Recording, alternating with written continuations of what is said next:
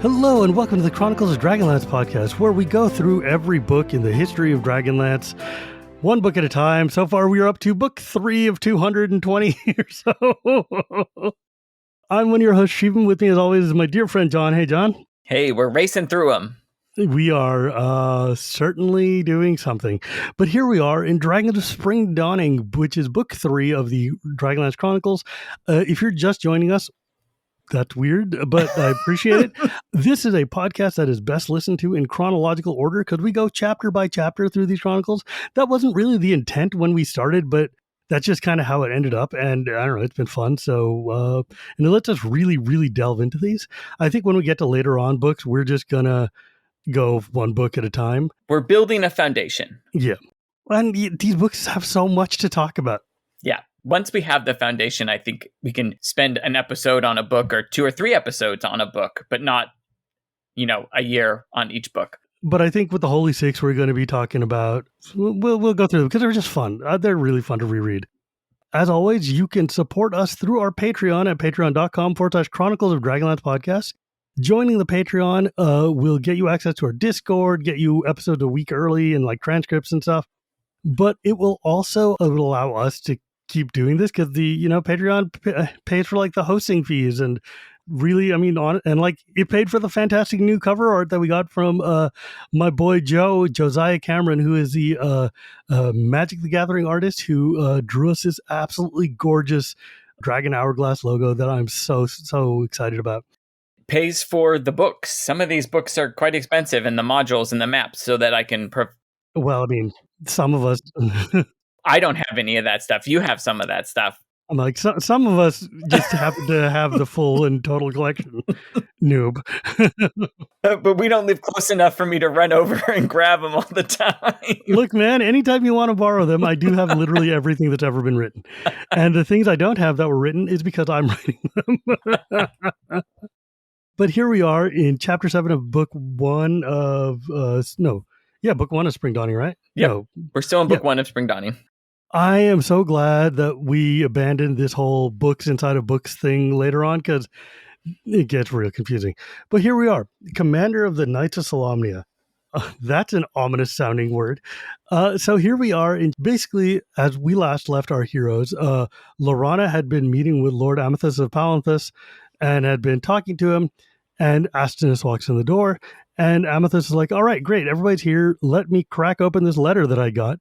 And he is showing how serious he takes this moment by being as slow as a goddamn glacier to get here. Cracking this thing, and he's like, gosh, these griffins the elves gave us, they just keep wrinkling these messages. And Laurent's like, I'm going to pluck every hair out of your body by hand if you don't open that damn letter right now, So Amethyst opens up this letter from Lord Gunther, who is the head of the Knights of Solamnia, as we recall. He was the one who sent Sturm and friends to the High Clerist's Tower to do their ill-fated defense in the first place. For a city that's about to be under attack, he's so nonchalant about everything. It's like, now I can make it out. Lord Gunther to Amethyst, Lord of Palanthas. Greetings. Charming man, Lord Gunther. The Lord looked up. He was here only last year during Spring Dawning Festival. Hey, look, it's the name of the book in the quote. Which, by the way, takes place in 3 weeks, my dear. Perhaps you would grace our festivities? Laurana's like, I would do anything you want if you will just read this letter. And she's like, look, I'll be pleased to if any of us are here in 3 weeks. And he's like, oh, right, the dragon armies. Yeah, buddy. It's like, okay, dog, like literally she is just a week away from burying her best friend and like hundreds of her men. Maybe think before you're opening your mouth. But no, Amethyst is definitely the most sheltered man in the history of mankind. But he keeps doing it because then he's like, the letter says like, we're upset to hear about Derek and Sturm and everyone. And is it Alfred dying?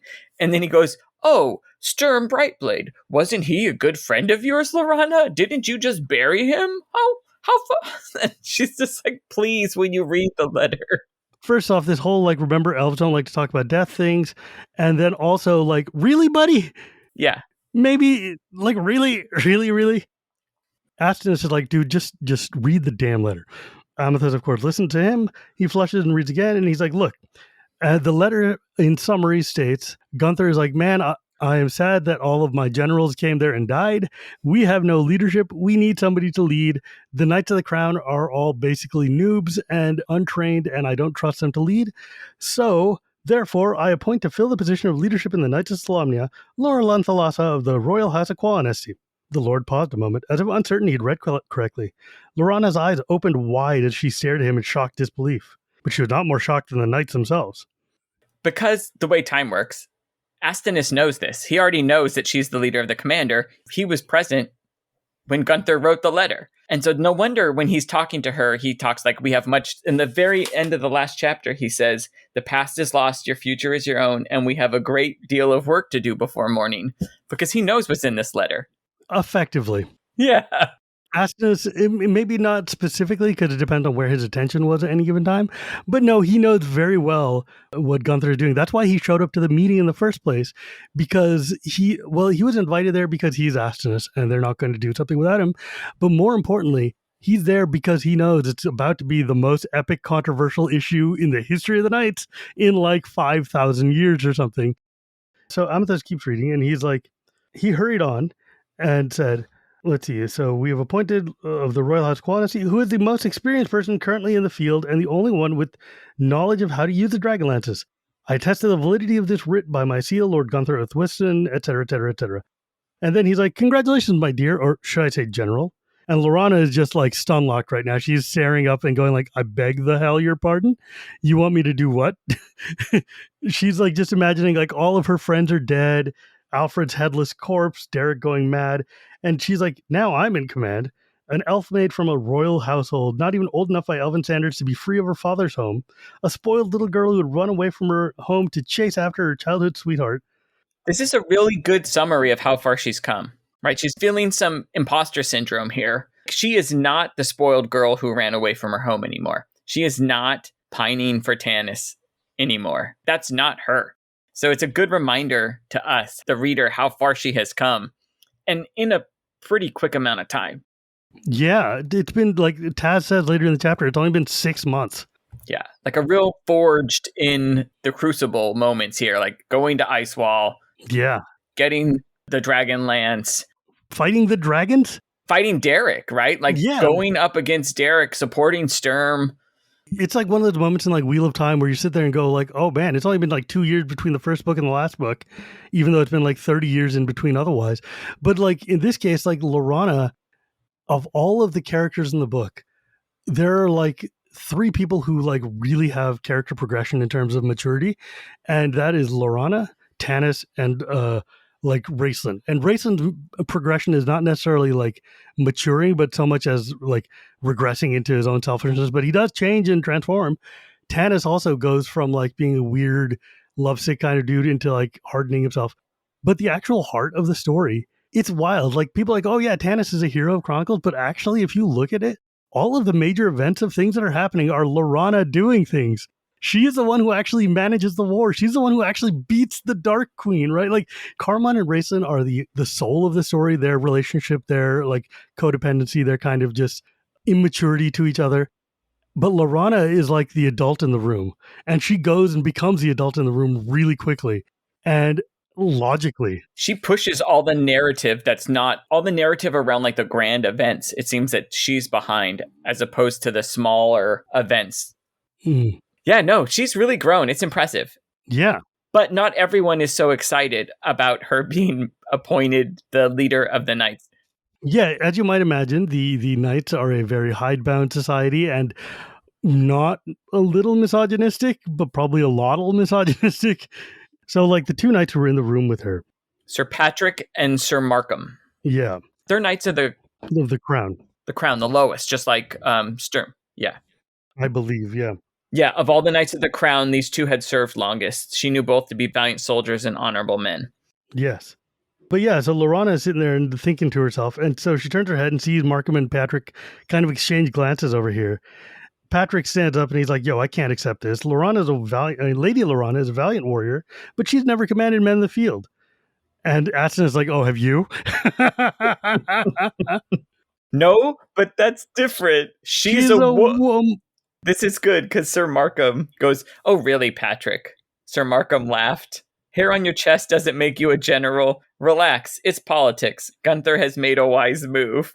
But there's no precedence for this, Patrick continued, avoiding Laurana's eyes. I'm certain that, according to the measure, women are not permitted in the knighthood. Probably don't make history claims. Yeah, when the literal history of the world is sitting next to you. You are wrong. If Astinus comes to you and says, you're wrong, that's where you go and crawl into a hole and die, right? Like, that's where you're like, well, I'm not winning this one. When we learned that there were women Mm-hmm. a couple times, like Or a woman. Yeah, a woman. In the Third Dragon War, a young woman was accepted into the knighthood following the deaths of her father and her brothers. She rose to Knight of the Sword and died honorably in battle, mourned by her brethren. Yeah, this story is a little strange because I feel like that sentence was the seed of the new trilogy that Weiss and Hickman ended up writing, where they go back in time with this young woman who ends up becoming a knight and fighting and stuff. I think we forgot a little bit about that because the details aren't quite right, but it doesn't matter because it was like in the annotated chronicles, they're like, this story deserves telling. It's still being researched. And that was written like maybe 15 years before they got around to telling the story. But I think that was the intention with the new dragons. Okay, I was just about to ask if there were any stories about this, but you're telling me that the whole new trilogy is about this person. Is it intentionally? Do they like reference this, or is it just hinted at? You make the connections yourself. I believe, well, the whole story is that you go from the current time and she's like, I'm mad that my dad died in this war. And she goes back to try to stop it. And because she's got the thing of time traveling and ends up getting thrown all the way back to the past to Huma's time, which is the Third Dragon War, which is where she goes and fights valiantly as wearing her knight's armor because she is the daughter of knights. I think she becomes the legend that she is raised to remember and be in honor of. Very cool. Which is kind of sick. I like that a lot. I thought it was really kind of cool. And the way they end that story, it's very nice. But yeah, so Markham, of course, is like sitting here and he's just like, he's having a lark and he's like a young college age dude. And he's just like, look, man, whatever. We're all going to die. It's fine. He's like, to our commander. And Laurana's like, I'm not. Yeah, and she's just now like, great, command of what? 50 knights and like a broken ass fortress? What are you going to do? And Aston's like, yeah, Laurana, they left you to pick up the pieces. She asks him, like, hey, can you tell us where the dragon armies are? Can you tell us if there's dragon orbs? And he's like, no, that's not what I do. Yeah. And he's like, you already know as well as I do where everything is. What do you need me to do? Well, and this is good because he says, I don't make history. I don't shape it. I merely report it.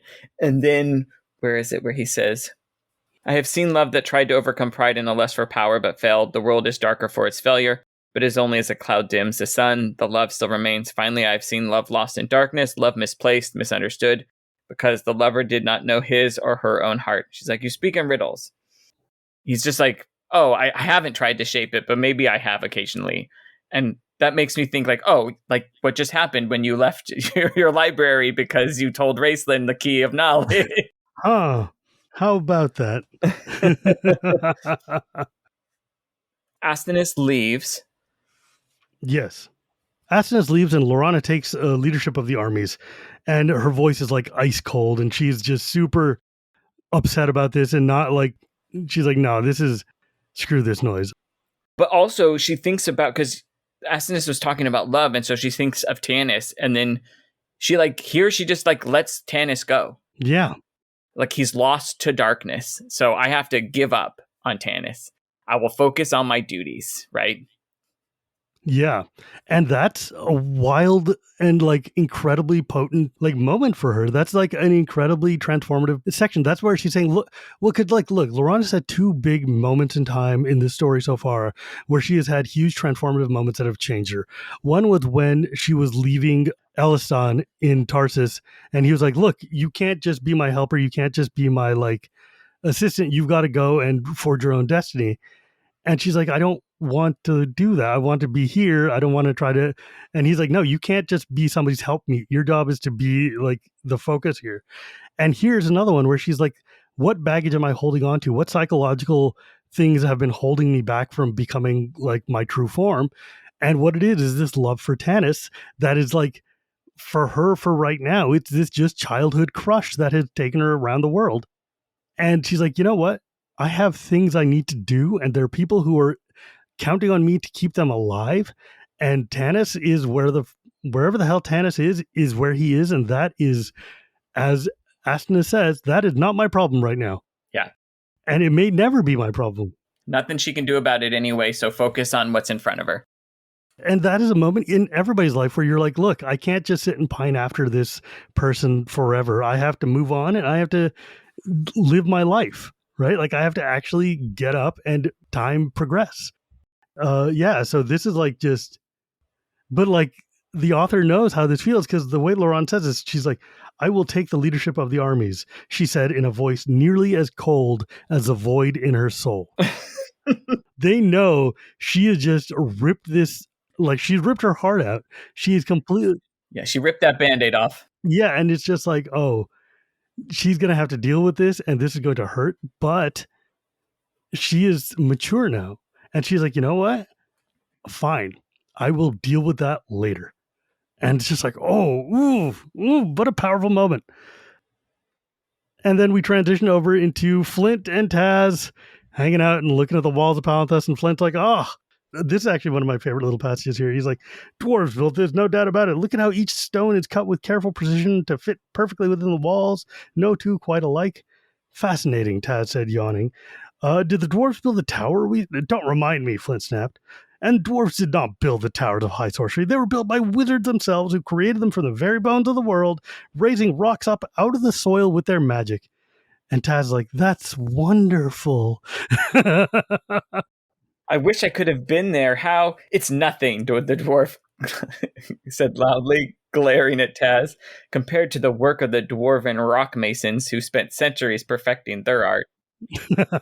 Now look at this stone. See the texture of the chisel marks. And then Tas is like, hey, look, here comes Laurana. Stop talking. Yeah, please, just to stop. But I love that because we learn a lot there. First off, that dwarves built Palanthas. Second off, that wizards tore the towers out of the ground, which is such a vivid image.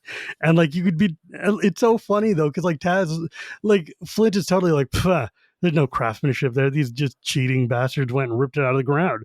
Not like us who actually sat and had to hone every stone.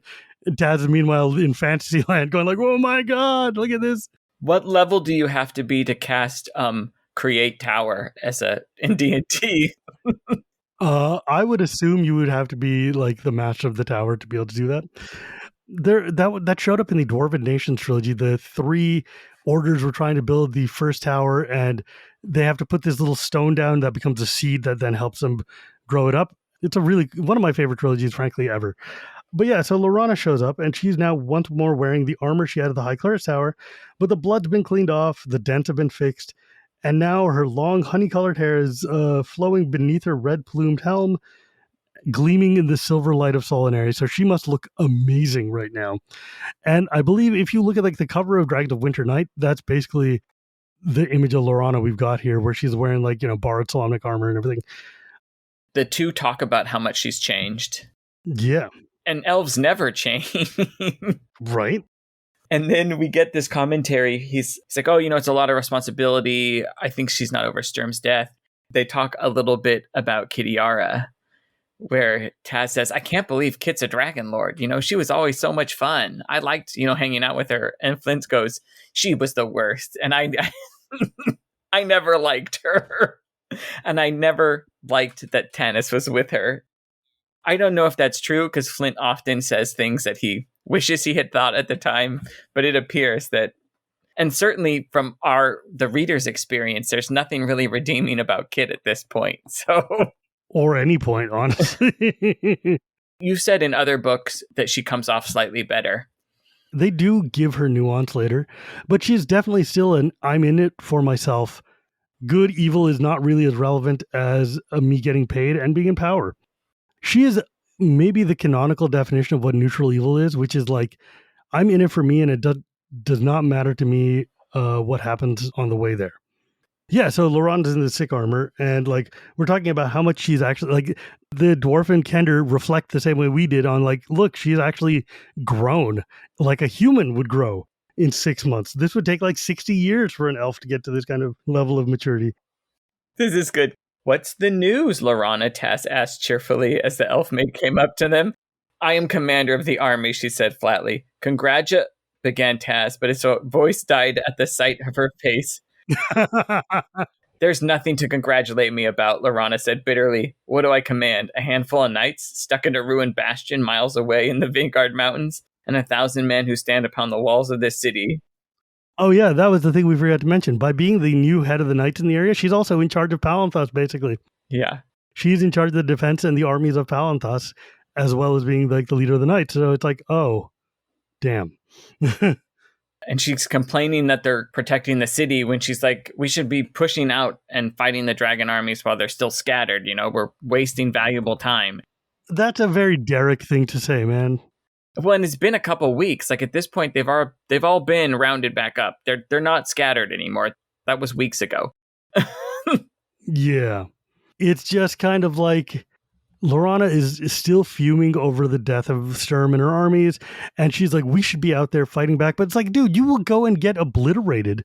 With 1,000 people? Yeah. Yeah, like there's still dragons and things. You will die. Well, and 1,000 city guards and maybe 50 knights. That's not an army. And of course, Flint is like, now hang on a second. This city is a little bit more defensible than that. We've got gnomish catapults guarding the harbor.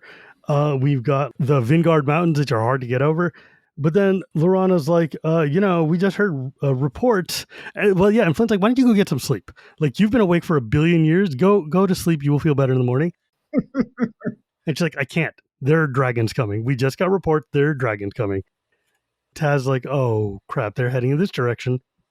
Now, here's the funny part. It's like, Flint's like, whose reports were these? Oh, the Griffin's reports. And Laurana's like, we don't have a lot of time because I told Amethyst not to tell anybody, but that dude is a dunderheaded idiot who is going to tell the city, like, immediately. Right away as she's telling this story, soldiers are starting to whisper to each other and people are starting to come out of their houses and, like, spread rumors like wildfire. And she's like, oh, damn. We're screwed. She's like, this will start a panic. I warned Lord Amethyst to keep the news quiet, but the Palanthians aren't used to keeping anything quiet. There, what did I tell you? And then, yeah, all these people are waking up. They're frightened. Mm-hmm. And she's like, now I have to pull men off the walls to get these people back into their homes. Yeah, it's like, dude, shut up, sit down. Everything is fine. Stop. Then the news gets worse. Yeah, then Taz is like, he's got really good eyes, and he stands up and he's like, oh, crap, Flint, look. And the dwarf climbs up hurriedly, and he sees men pointing and shouting, grabbing bows and spears. And he's like, how many are there? And Taz is like, 10. 2 flights, big dragons too. Maybe red ones like we saw in Tarsus. I can't see their color against the dawn's light, but I can see riders on them. And he's like, oh, boy. Maybe a Highlord. Maybe Kitiara.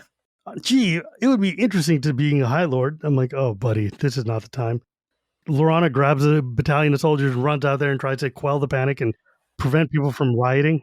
Bells start ringing. General alarm. Yeah, we need to stop the riot before it starts. And then Taz is like, wait. Taz stared eastward. He couldn't believe his eyes, so he leaned far out, perilously close to falling over the edge of the wall. Flint, he shouted, waving his arms. What is it? Flint snapped, catching hold of Taz by the belt of his blue leggings. The dwarf hauled the excited Kinder back in with a jerk. It's like Paktharkus, he babbled incoherently. Like Huma's tomb. Like Fizban said, they're here. They've come. Flint's like, who's come? And Taz ignores him and he runs straight to Laurana and he's like, stop. We don't need to panic. Look. Flint puts his glasses on when no one's watching so he can see. Yeah, I love that part. He's like surreptitiously grabbing his like glasses to check him out. But he'd worn the glasses just long enough to see the dawn touch the wings of dragons with a pink light. Pink glinting off silver. Mm-hmm. Put your weapons down, lads, Flint said to the men around him, mopping his eyes with one of the Kinder's handkerchiefs. Praise be to Rorax. Now we have a chance. Yeah. It's the good dragons. They've shown up. Hell yeah. It only took them 3 books to get here. And Tracy's like, this is the moment I've been waiting for where we can finally have battles of Flight of Dragons, which is cool. That's like the whole thing. Like, I've been reading Chronicles to my kid and he's like, Papa, are there dragons in the book? Yeah, somewhere. Are there Dragonlances in this book? Eventually. Then why is it called Dragons of Bloody Blonde? Where are the Dragonlances? I'm like, look, kid. You got to build up to it. Yeah. Yeah, like don't ask questions you don't want the answer to. And that is how chapter 7 ends, with Flint telling people to calm down and with the arrival of the metallic dragons. Real talk, it is goofy. I will say this again. I know we talked about it before, but it is kind of annoying to me that Gary Gygax chose gold, silver, bronze. Okay, I get that. Gold, silver, bronze, and copper. Okay. Brass? Brass is an alloy of bronze and copper. Why is brass a dragon? Why not iron? Why not lead? Why not literally any other metal? Yeah. There's a bunch of pure metals we could have chosen. Platinum is obviously taken because of Paladine, but there's others. We could have had a tin dragon or something, or I don't know, palladium dragon. I mean, just like an iron dragon, that would be cool. Yeah, iron would have been sick with like rust red kind of scales going. Oh, it's so cool. Yeah. But no, he wanted brass. And on top of that, the brass dragons weren't even all that different. They were like, oh yeah, we also breathe like fire, like the gold ones do, but it's like desert heat instead. It's like, this is stupid. He spent all of his time and energy on like the freaking chromatic dragons because those are the ones everybody's going to fight. Yeah. And then it's like, okay, fine, whatever. You just deal with it. Here you go. That was one of those things that's just been a pet peeve of mine for 1,000 years. Let me see if he says anything about that because I'm very curious. But yeah, the brass dragon had a cone of sleep gas or a billowing cloud of fear gas. So later on, they gave it like a heat gas, I think, in second edition or something. Sleep gas or fear gas? Mm-hmm. Why do they need fear gas when they have dragon? Because they're good dragons. Don't good dragons send off the same fear? I thought all dragons had. I guess they do, but they can like. It's more like dragon awe. Okay. Don't ask questions. It was a weird time in the history of D&D. I'm impressed how much has stayed along throughout all the. We're on like I don't know what D&D version 5, even though it's 5.5. really closer to like maybe 6 or 7 if you count all the various versions. Mm-hmm. And the first version was all the way back. It's 50 years ago. Yeah. And how much of it is still like identical. Yeah. Why wouldn't you fix the metallic dragon problem in version 2 or 3? You already fixed gnomes. Gnomes used to be druids who like. I mean, they still kind of are, but they also fixed them to be like tinker gnomes. Yeah, it's a much better improvement than like you can talk to badgers. In second edition, the brass dragon switches from the cone of fear gas because I think they realized like fear gas is stupid when you can just cause people to be scared of you. I mean, they've got the sleep gas, and then they've got a cloud of blistering desert heat. And I'm like, desert heat? What does that even mean? It's like you're a hairdryer? It's like you walk outside and on a warm summer day in Cairo, and it's like, okay, but that's not going to kill anyone. Like, lots of people live in the desert. But getting a blast of it to your face doesn't feel good.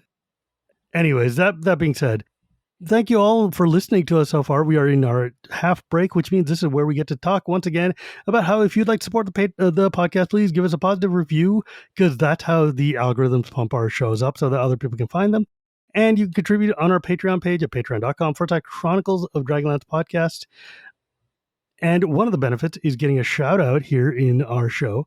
And so shout out to our $5 and up patrons, Alexander Louis, Nicholas Campos, Swardango, Chris Andrew, Jason Bledsoe, Brendan Brown, John Molina Jr., Jan Newhoff, Andrew Arsenault, Todd Fisher, Iskender Bilge, Matthew Williams, Kevin Don, Eric Schuld, Paresh Patel, Robert Fisher, Tom Bertram, Scott Williams, The Nine, Duncan, Ilya Tulok, Adam Squires, Diana D, Jamie Gerber, Fiend Folio, really? Okay, thank you, Fiend Folio, the monster manual that introduced Death Knights to D&D, I guess.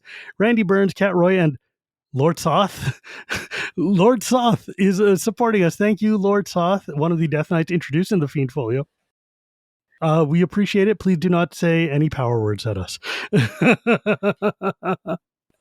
Chapter 8, Oath of the Dragons. And we have this very sick-looking frontispiece here with this evil mage standing over this like pit with his gargoyle and his coiled snake next to him. And you're like, oh, something bad's about to happen here. But yeah, so at the beginning here, the silver dragons land on the ground on the outskirts of Palanthas. Their wings are filled with a blinding radiance, and the crowd is out there looking at them. They're terrified because they're like, I don't care what color that is. That's a dragon, and dragons don't exist. And why are there 10 of them that don't exist and shouldn't exist? What are they doing here? What has Laurana been telling these people all along? Look, a bunch of cities have already been destroyed by dragons, and Everything is bad. This is bad. We're all bad. And these guys are like, and finally, Astinus comes out and is like, please go home. This is nothing. These are good dragons. Stop.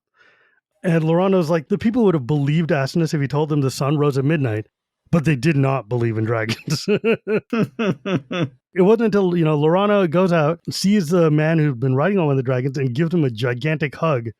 And then people are like, oh, well, maybe there's something to these children's stories after all. Yeah, there's an elf and a silver-haired elf that were riding on the dragons.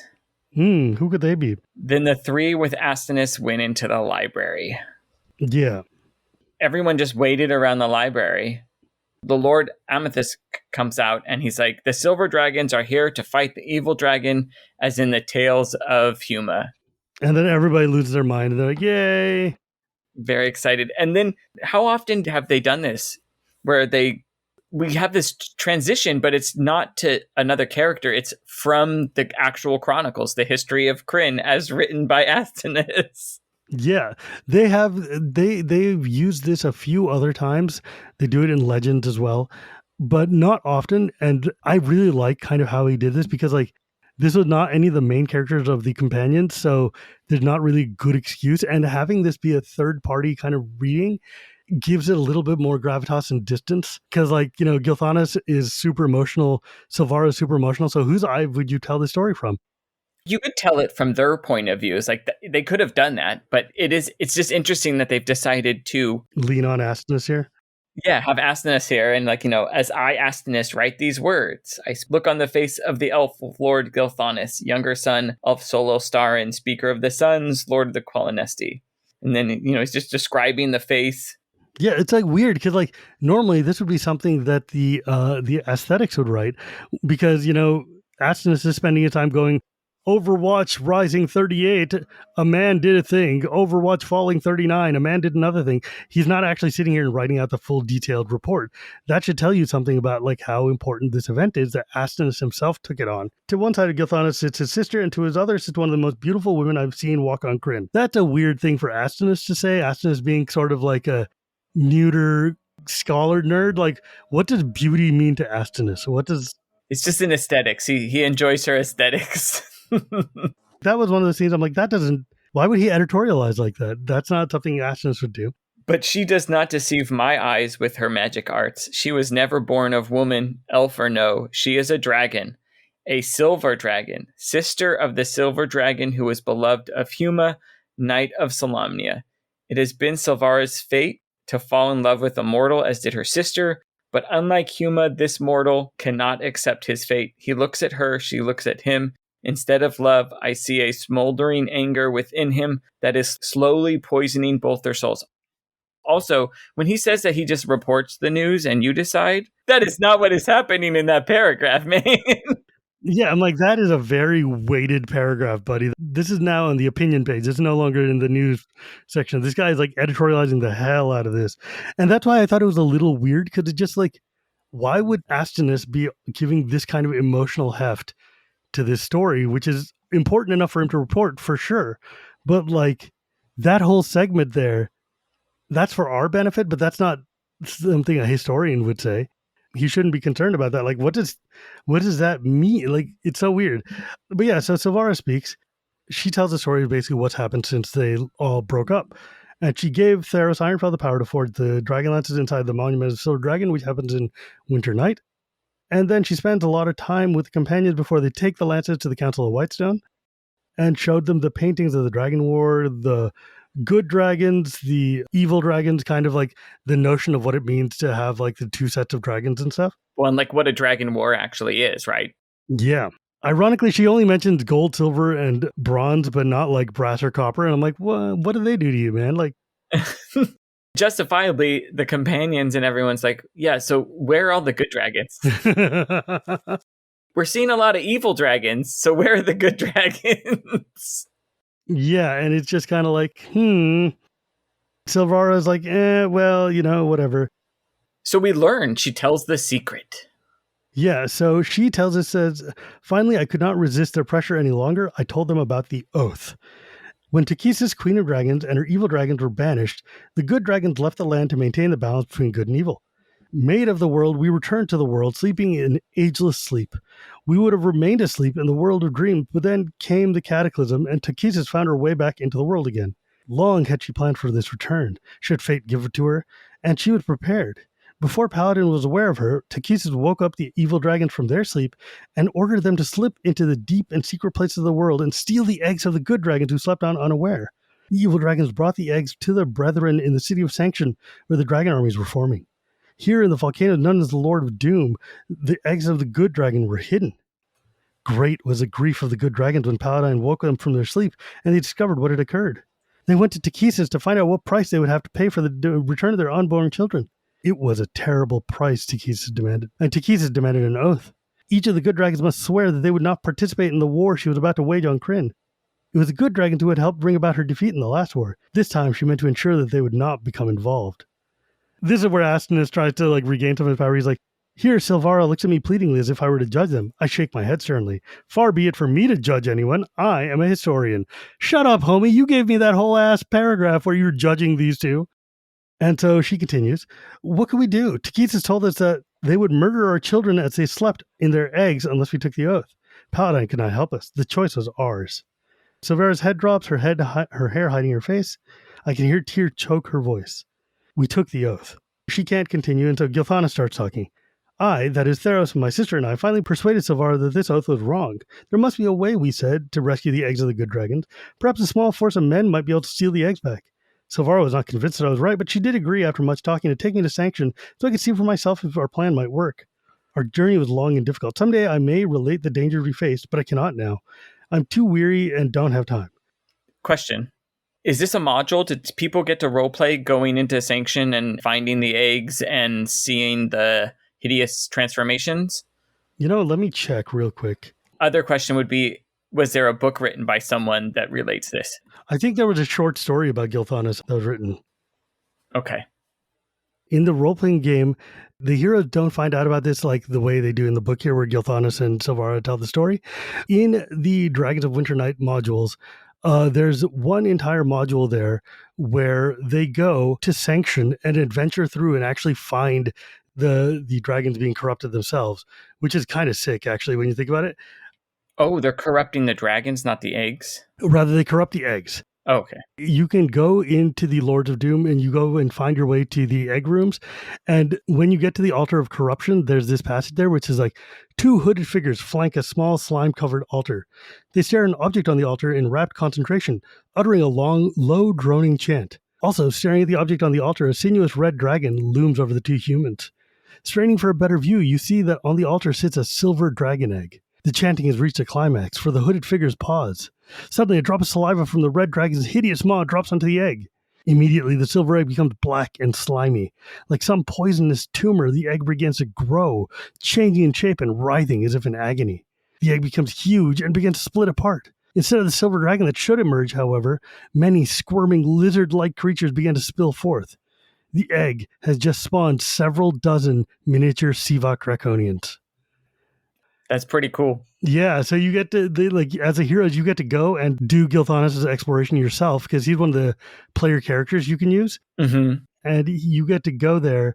They also have a passage there from Silvara that's the oath itself. You find out what the oath she has sworn and what information she knows.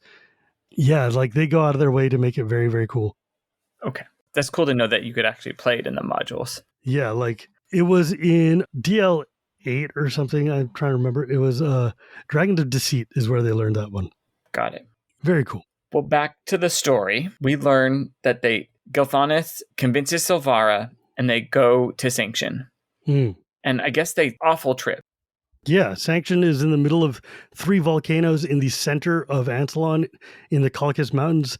So it's just full of it's a very hard, and it's also the bastion of evil. So it's kind of hard to get into. They get captured and they don't describe what happened, but where was it? The suffering we endured at his hands, I cannot describe. I do not believe I can ever relate what they did to us. We hear again about Lord Arrakis, who's the head of all the dragon armies. He's Takhisis' The High Lord Ariakas, the super High Lord, the highest High Lord, I guess. I don't know. Mm-hmm. He's the actual final boss. Is he a cleric too? He is not a cleric, but he's got, well, I mean, kind of, sort of. Because he's got god powers. He's got god powers. He learned some magic. He learned some cleric stuff, but he's mainly just big warrior. Got it. They were captured and made prisoners of the Dragon Highlord Ariakas. And Verminard was nothing compared to Ariakas. The man's evil power is immense, and he's intelligent as he is cruel. It is his strategy that controls the dragon armies and leads them to victory after victory. So this guy is like the actual boss of bosses. And finally, they get help from the shadow people, which isn't mentioned in the story, but they get help and they escape, and they're in sanction themselves, surrounded by the Lords of Doom. And there's a note in the annotated chronicles, which is funny. Doug Niles, the famed game designer, was writing Dragons of Deceit, and he also wrote a bunch of the DL novels and other things like that. And he was naming these three volcanoes, and he named them Huerzid, Durgast, and Lurkesis, which I hope seem like sinister and appropriate names. I don't believe I've ever told anyone the inspiration for these names. I just had seen the splendid science fiction movie Silent Running, in which Bruce Dern plays a lonely astronaut accompanied on his ship by only 3 small robots. He dubbed those robots Huey, Dewey, and Louie, after the Disney cartoon characters. With a secret chuckle, I adopted these monikers to name the 3 nastiest mountains in all of Kryn. And I'm like, dude, having now written modules and named magic cards and stuff, that is exactly what happens. You find goofy things and turn them into evil sounding things. So here's where they learned the horrible truth. They found the egg room, but the eggs were cracked and empty. They heard chanting. They follow it, and they go to this room where there are evil clerics and black-robed mages. Using dark magics, they've corrupted the eggs of the good dragons, turning them into evil draconians. Yeah. Gilthanas has woken up screaming every night from witnessing this.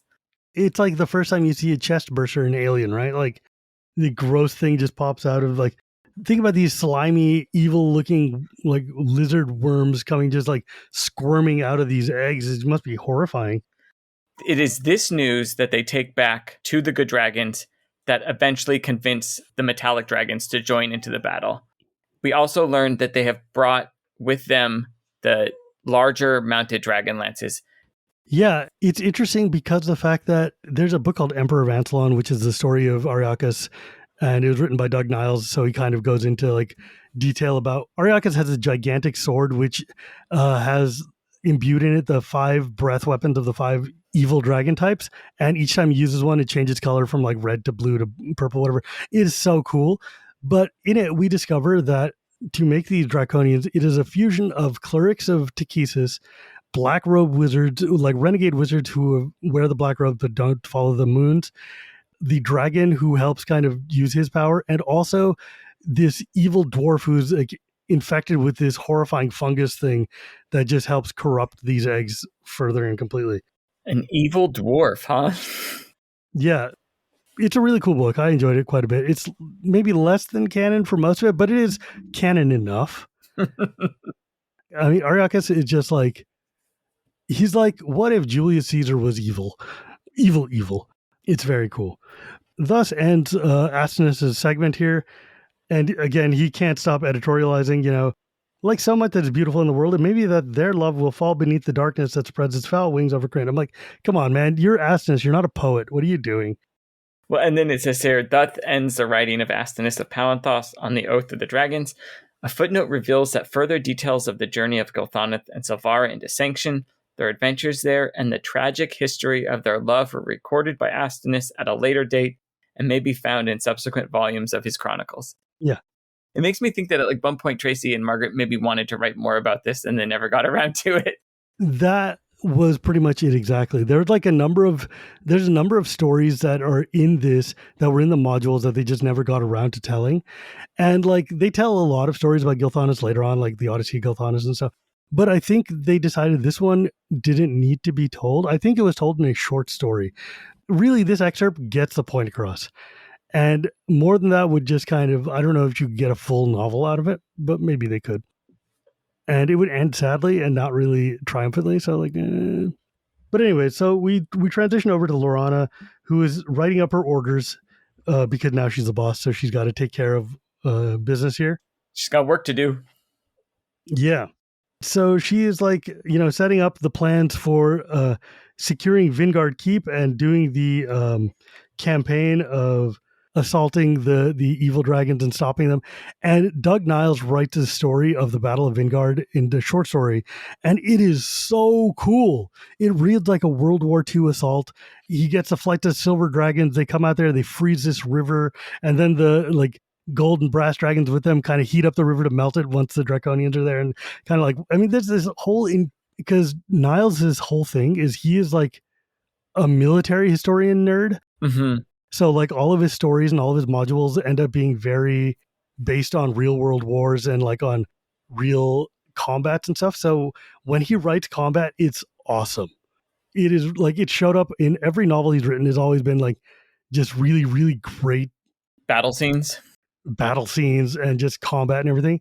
Cool. Having him write that story and also like the Dragons of the Sea module and DL11, which was a whole ass war game you could play that fought the entire War of the Lance using the battle system rules. It was very, very cool. So Laurana, we learn here what kind of insanely good strategist she is. She hoped to secure Vingard Keep first by freeing the prisoners and slaves there, then planned to push on south and east, driving the dragon armies before her. Finally, she would catch them between the hammer of her troops and the anvil of the Dargard Mountains that divided Solamnia from Estwild. If she could retake Kalaman and its harbor, she could cut the supply lines of the dragon army dependent on its survival for this part of the continent. 6 months! 6 months, and she has become an insanely good tactician. But that's also because she was raised to be a royal. She knows how to fight battles. She knows how, she might not have done it, but she understands the notion of strategy and combat. And having gone through fights now, she gets it. She's probably talked a lot with those knights when they're sitting there in the High Clerist's Tower. Well, and she spent a whole bunch of time with Derek and the two other knights, like talking and just learning about the knights. Right before they were enemies, they did a whole campaign in Icewall together. Yeah, she's really, really smart. Gilthanas sneaks in and he apologizes. He says, I'm sorry, I just wanted to tell you something, but not in front of everyone else. She gets worried and she's like, is it father? Is something wrong? And he's like, no, I haven't heard anything about them. I just know that the elves are now more part of the conflict. And we learn what's happening here with Alhana. She showed up in southern Urgoth, and it was her who convinced the elves that they needed to do more and get involved. Mm-hmm. And then we also learned that there might be a reuniting of the two tribes of elves here. Yeah. Because her and Portheos might be wed. Yeah. It's a marriage of convenience and of practicality. Mm-hmm. As in, like, the two leaders of their various... the two dynasties will get married. And that way, when they take over as the Speaker of the Sun and Stars together, they have one unified elven nation, which it end up mattering much later on. And it's very, very cool. And then they talk about how we know that this marriage will be for political and nothing more. Alhana, apparently elves only love once, and her love is for Sturm. Yeah, well, they like to be a little poetic, but I doubt that. And then Gilthanas says, no, I have something much more unpleasant I have to tell you about. He's like, as we were fleeing from Sanction, we overheard Lord Arrakis speaking to Kit. Mm-hmm. And Kit mentioned Tanis and asked Lord Arrakis if Tanis could be promoted to general in exchange for information about a green gemstone man. First, Kit was like super busy in those 2 days, or the 1 day. How long was she gone from Tanis? Like 1 day? They were in Flotsam, and Flotsam to Sanction by Dragonback is not terribly far. I mean, it is far, but that's like kind of the narrowy chunk of between the New Sea and the Blood Sea of Ishtar. There's like a small strip of land, and from Flotsam to go to Sanction, it's probably only a couple hours by Dragonback. But she was busy. In all that time she was away, she killed Sturm. She had a meeting with the Lord General of the Dragon Armies. Oh yeah, she had to go to Palanthas, which is like days away. Like she was busy and then came back all within like 4 days or something. So... Well, like, I feel like she would have stopped in Sanction, had a chat with Ariakis, grabbed her men and armies, and then gone up to Palanthas. That's the question. Did this happen before or after they sank? It has to happen before they sank, because why would she be asking for Tanis to be a general if she knows he just drowned in the Blood Sea? You're right. So it has to be before as soon as she left Tanis in the hotel room, she must have gone and done this, then killed Sturm, and then come back. So like a lot of things happening on this very short timeline. Yeah, that's kind of wild. They mentioned the Green Gemstone Man here, so now Gilthanas and Laurana know about it. But before Gilthanas can say anything more, she says, "Stop. I'm sorry, Laurana. I know how much you love him. I understand now what it is like to love someone that much. I understand what it is like to have that love betrayed. Leave me, Gilthanas," Laurana whispered. Patting her hand in silent sympathy, the elf lord rose and walked softly from the room, shutting the door behind him. Laurana sat without moving for long moments, then pressing her lips firmly together, she picked up her pen and continued writing where she had left off before her brother entered. A couple things here. One, Gilthanas, you don't know anything what it's like. You haven't been betrayed. Yeah, like, no, you're just being an asshole, actually. You're like, no betrayal here. You're just racist. Second, Tanis messed up when he went away and hung out with Kit for 4 days and left the companions. The companions here, half a world away, also think he's terrible. For the same reason, because he decided to hang around with Kit. And so, like, even though he hasn't seen them in 6 months, Tanis is also in the doghouse with Laurana and Tas and Flint because they happen to know that and think that he has chosen to join the evil dragons and the Queen Takhisis. So that's so funny. This dude just can't win right now. He's just catching strays left and right. And that's how it ends. Like her just like, nope, I made the decision. I cut him out. She doesn't shed a tear here. She stops for a second. And then she goes right back to work. Yeah, she's like, deep breath and then move on. Like, look, dude, I don't have time for this. I duly note that Kitiara and Ariakas know each other. Great. Next. So get out of here. I don't need to talk to you. I don't need to talk about this. I've got things. That is how it ends. We are setting up for a climactic moment here, man. We're getting into the real weeds. Well, and we know it's going to be a good moment, because next month we start with chapter 9, Victory. So I think the good armies are going to win, because if they had lost, it would be defeat. So we've had some heavy chapters here. Tanis still in the doghouse with everyone and or dead. His memory is unpleasant at this point. Before we sign off, we want to thank you again for joining us for the episode. As always, you can find our Blue Sky accounts, Discord, and Facebook group, as well as details on the Patreon. But we've started this new thing. Before we sign off, we're going to do our one more thing. And for me, I have started playing Roller Coaster Tycoon 2 again, which is a PC game that came out from like 1990X or something. In like the late 90s. It was created by like 3 people. Written in pure assembly by Chris Sawyer. Like I said, the game is like 25, 26 years old. And there's a version of it. It's called OpenRCT2. It's been updated. People have gone in. They have the source code. And they've updated it to run on computers now. And they've put a bunch of additional elements in. And you get to design a theme park. And you get to design roller coasters. It's like SimCity, but in a theme park. And it's just, if I need 15, 20 minutes to focus and be calm and just escape a little, it's fun to create a little park and have people riding roller coasters and designing roller coasters. It's a little bit of escape, and I've really enjoyed getting back to it.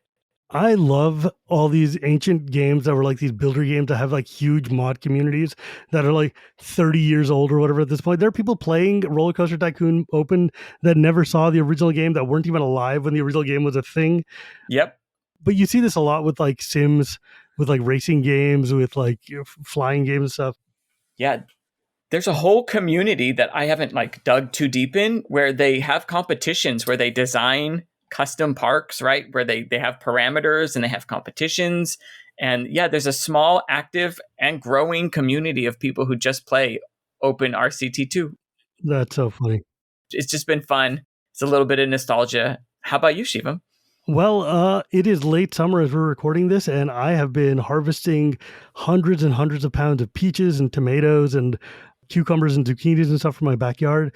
And I've been spending almost all of my free time making jam and sauce and peach butters and all this other just crap out of these things because I'm like, they're going to rot on my table. Otherwise, Are you canning the tomatoes too? yeah, I've been canning. I've been canning them, freezing them, more freezing than canning because it's like easier to thaw out later. Mm-hmm. Super fun. It's one of my favorite parts of summer is just going and getting like bushels and bushels of fruit. And how long have you been gardening? Oh gosh. It's like my wife and I's favorite shared hobby. We do it for like 10 years. Our backyard has been entirely given over to this garden. And so it is a lot of fun. That's on our bucket list, is to tear out the backyard and get irrigation lines put in and then just do gardening in the backyard and then tear out our front yard and have it be all California natives. That's what we're doing. We planted in the front yard 4 plum trees in a small circle, and we cut them off at about 3 feet tall. So they're going to turn into plum shrubs. Nice. That are going to be like competing for like resources, but they will give you plums staggered times through the year. So I'll have stone fruit from like May through September. It's all in this lovely little circle. It's going to be a dwarfed tree, and then 3 avocado trees doing similar things. They're going to be dwarfed because we eat a lot of avocados and stone fruit, and why not? Yeah. And then we're going to be putting in this thing called an herb spiral. Oh. Where you build this spiral out of like rocks and bricks and stuff. It goes upward into this mound, and then you put dirt into like the spiral grooves and plant like all your herbs and plants and stuff there. So you end up with this kind of spiral shaped like mound of mint and oregano and things. It's going to be really sick once it's actually done. Yeah, that's great. I love it. Well, thanks for sharing that with me. Well, and with that, folks, we will see you next episode. Bye-bye. Bye.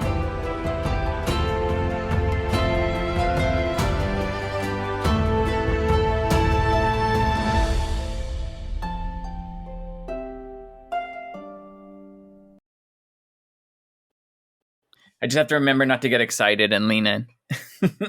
Yeah, what are you, a mid 2000s era like capitalist woman? Leaning in. Remember that? I do. Pokemon go to the polls, baby. I just realized that my dog is back here on the bed. I know you can't see.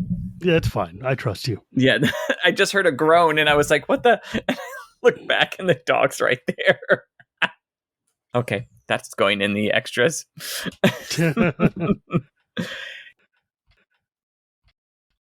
Wow, we're so close to the end of this book. Spoilers, and I don't know if I'm going to put this in there, but does Lord Soth get introduced and her being taken by him all happen in just this book? No, I mean, that's in Legends. Okay, it's in Legends. Is Lord Soth not introduced till Legends? I don't remember. No, Adobe, I don't want you to summarize the monster manual for me. I was looking at the wrong one.